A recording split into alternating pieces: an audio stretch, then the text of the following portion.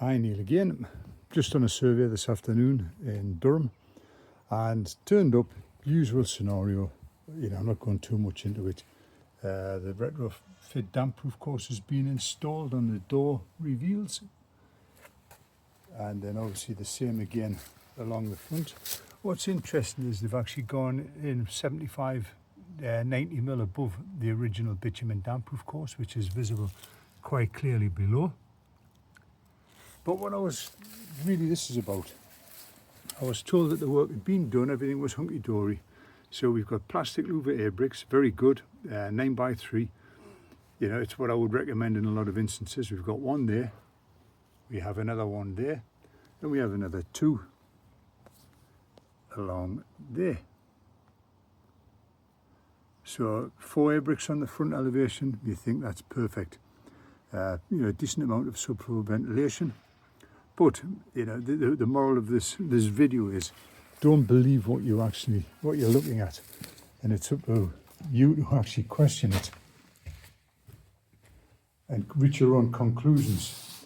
So I've popped the floorboard up, obviously along the front main elevation, and what's telling is I'm going to pop this under the floor. Now the area that I'm pointing at is directly in line with one of those air bricks. But as you can see, there's absolutely no provision for sleeving through the cavity. So the second one is there, and the same again, absolutely no provision.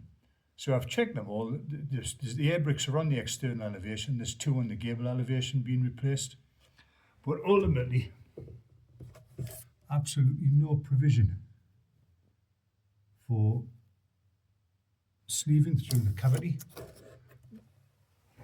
The moisture content of the timbers is probably a little bit higher than you would want it to be.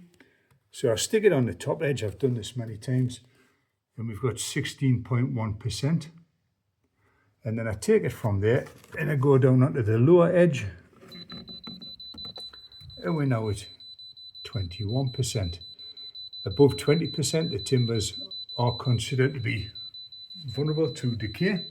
Obviously, it has to be higher for the fungal spores to germinate, but it's not ideal having timbers at this time of year. It's been fairly temperate, the climate, and once we got big fluctuations in temperature, it could be problematic. So it's for the less experienced surveyors. You might look and think, oh, there's plenty of air bricks on the external elevations, the subfloor ventilation will be adequate. It pays to get a floorboard up or to check them as best you can, use a bore scope or whatever you've got at your disposal, and then just verify that they're doing exactly what they're saying, or what they're insinuating that they are doing. But in this instance, moisture content of the timbers is a little bit high, but in effect there's no real ventilation to this subfloor void, which is problematic. Obviously I'll report this to my client, and then they can take appropriate action. Okay, I hope that helps. I hope it's of interest to the less experienced surveyors. It's something we come across so often. Everything looks great. When you delve into it, it isn't what it looks or what it seems to be. Okay, have a great day. Take care now. Bye-bye.